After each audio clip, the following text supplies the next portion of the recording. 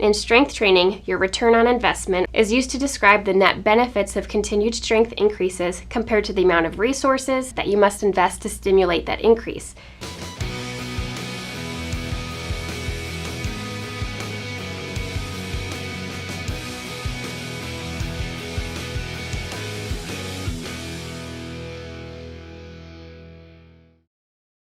The Novice Linear Progression Program establishes a baseline level of strength for new lifters.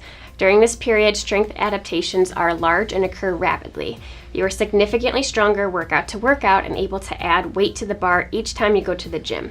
This is the low-hanging fruit of strength gains, and it's essential that this period of training is fully utilized because it has the biggest impact on a lifter's life.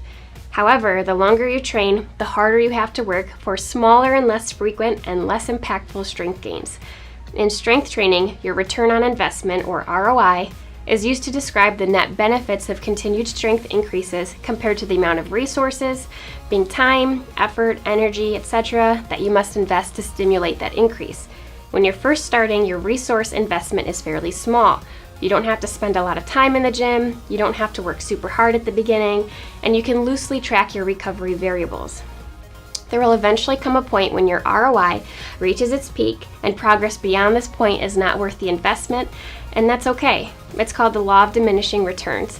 It means the amount of resources you pour into strength training will not be worth the resulting strength adaptations.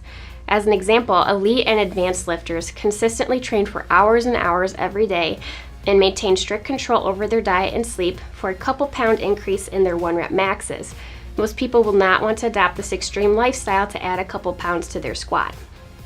The truth is, the average lifter isn't interested in spending more than 6 hours in the gym every week. They may not want to count all of their macros every single day. They don't want to turn down life experiences to make sure they get 8 to 10 hours of sleep every night. It's important for you, as a lifter, to figure out where this peak is and plan out how you're going to adapt your training in order to maintain your strength, health, and performance while keeping your life in balance. It's difficult to do, but luckily Starting Strength online coaches are more than qualified to help you maximize your ROI.